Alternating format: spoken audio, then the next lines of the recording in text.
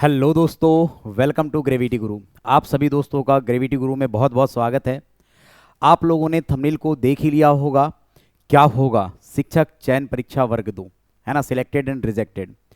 देखिए दोस्तों, मैं आप लोगों को ये बात कहना चाहता हूँ कि सिलेक्टेड और रिजेक्टेड का मतलब ये है कि मैंने अभी देखा है, क्योंकि मेरे यूट्यूब चैनल पर लाइव क्लासेस चल रही है जिसमें मैंने अभी जस्ट कुछ समय पहले थ्योरी क्लासेस और उसके साथ साथ उसके एमसीक्यू करवाए हैं, है ना। लास्ट डे मैंने एमसीक्यू क्लास लेकर के आया था, क्योंकि थ्योरी क्लासेस में बच्चे ज्वाइन नहीं हो पा रहे हैं, है ना, क्योंकि अब समय हमारे पास बहुत कम है, तो बच्चे थ्योरी नहीं पढ़ रहे हैं, अब एमसीक्यू की ओर ध्यान दे रहे हैं। हमारे यूट्यूब चैनल पे फिजिक्स के साथ साथ केमिस्ट्री के भी लेक्चर आपको प्रोवाइड किए गए हैं, है ना। केमिस्ट्री के एक बहुत ही प्यारे टीचर जिनका नाम है अविनाश सर, उन्होंने आपको एनसीईआरटी की रीडिंग बहुत ही डिटेल में करवाई है और साथ ही साथ एमसीक्यू भी करवाए हैं और अभी उनके एमसीक्यू चालू है, ठीक है। तो हम लोगों ने ये बात देखा है अभी तक, और मैं कई दोस्तों से मिल रहा हूँ जो वर्ग 2 की तैयारी कर रहे हैं। वो क्या बोल रहे हैं, उनका दिमाग क्या काम कर रहा है कि सर अब क्या होगा, जैसे क्वेश्चंस करते हैं, गलती कर रहे हैं क्वेश्चंस में, सर अब बहुत कम समय रह गया है, कैसे करेंगे, क्या होगा हमारा। तो दोस्तों देखिए, मैं आप लोगों को एक ही बात बोलना चाहूँगा कि अगर आप लोगों ने तैयारी अच्छे तरीके से किया है, तैयारी आपकी बहुत बेस्ट तरीके से हुई है, आपने बेसिक्स पर फोकस किया है, तो मैं आप लोगों को बोलूँगा आपका सिलेक्शन कोई नहीं रोक सकता। अगर आप डीमोटिवेटेड होते रहोगे, बीच में अपने मन को चेंज करोगे, है ना, माइंड सेट को बार बार बदलते रहोगे, तो कहीं ना कहीं आपको फेलियर मिलने की संभावना ज़्यादा है ना, आप फेलियर की गिनती में आ जाओगे। अपने माइंड सेट को बिल्कुल चेंज मत कीजिए, कहीं पर कोई दिक्कत नहीं है, बस आप अपने गोल पर फोकस कीजिए और डेली मेहनत करते रहिए।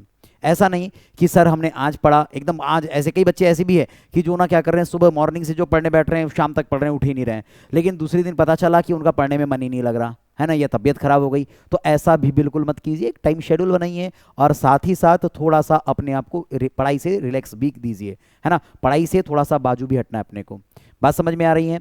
दूसरी बात दोस्तों कि आप क्वेश्चन प्रैक्टिस कर रहे हैं, बहुत अच्छी बात है। मैंने देखा है कि अब मैक्सिमम बच्चे क्वेश्चन प्रैक्टिस पर फोकस कर रहे हैं। क्वेश्चन प्रैक्टिस बेस्ट वे है किसी भी एग्जाम को क्रैक करने का। लेकिन दोस्तों मैं आपको एक बात और बोलना चाहूँगा कि क्वेश्चन प्रैक्टिस के साथ साथ अगर आपको बेसिक का कोई नॉलेज नहीं है ना, तो फिर क्वेश्चन प्रैक्टिस कोई मतलब की भी नहीं है ना। क्वेश्चन प्रैक्टिस तभी करनी चाहिए जब आप लोगों को बेसिक चीज़ें आती हो। समझ में आ रही है दोस्तों, है ना, क्योंकि हम लोगों ने भी बहुत सारे एग्जाम दिया है, हमें पता है कि हमको कैसा पढ़ना चाहिए, कैसे स्ट्रेटजी होनी चाहिए हमारी। तो बेसिक आपके अच्छे होने चाहिए, तब आप क्या कीजिए, क्वेश्चन सीरीज को लगाइए।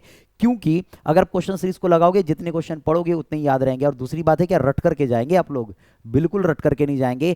क्या जितने आपने पढ़ा है क्या पूरे याद रहेंगे? बिल्कुल याद नहीं रहेंगे। अगर आपका बेसिक कंसेप्ट अच्छा है ना, तो बस आपको क्वेश्चन दिखेंगे तो आपको उसके सॉल्यूशन खुद ब खुद समझ में आने लगेंगे।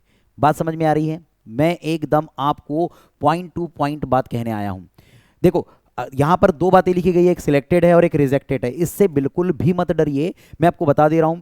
जो बच्चा एक माइंडसेट लेकर के बैठा हुआ है, माइंडसेट लेकर के तैयारी कर रहा है कि नहीं मेरे को इस बार एग्जाम क्वालिफाई करना है या नहीं करना है, मैं किसी की नहीं सुनूंगा, किसी के बहकावे में नहीं जाऊंगा, कोई कुछ बोल रहा है कोई कुछ बोल रहा है तो उसके बहकावे में नहीं जाऊंगा, तो वो सिलेक्ट जरूर होगा, कंफर्म फाइनल है।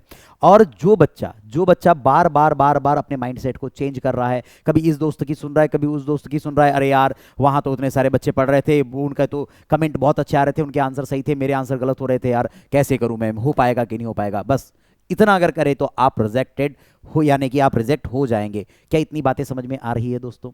तो आई होप मेरे लेक्चर से आप लोगों को ये बात समझ में आ गई होगी कि हमें एग्जाम की तैयारी कैसी करनी चाहिए। बस अपने गोल पर फोकस करना है, बाकी कहीं और फोकस नहीं करना है।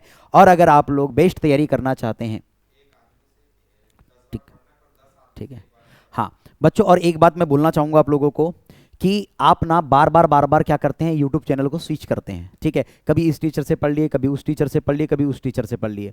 तो आप इस बात को याद रखिएगा दोस्तों कि आप क्या कीजिए, किसी भी एक टीचर को आप पकड़िए, चाहे अगर मैं हूं, अगर मुझे फिजिक्स अच्छी लग रही है तो मुझे पकड़ के रखिए, मैं लास्ट तक आपको लेकर के चलने वाला हूं एग्जाम के डे तक, ठीक है।